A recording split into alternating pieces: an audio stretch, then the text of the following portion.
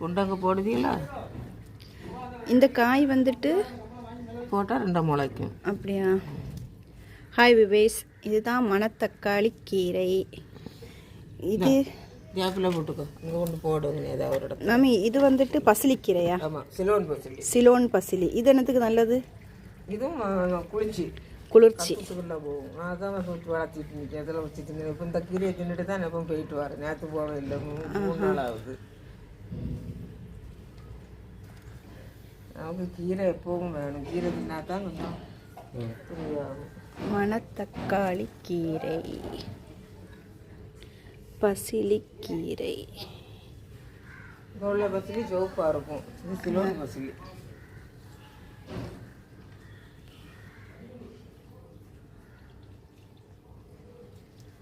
இங்கே வரைக்கும் சரிஞ்சு வந்து கிடந்து நிறைய கொப்பு கிடந்தது.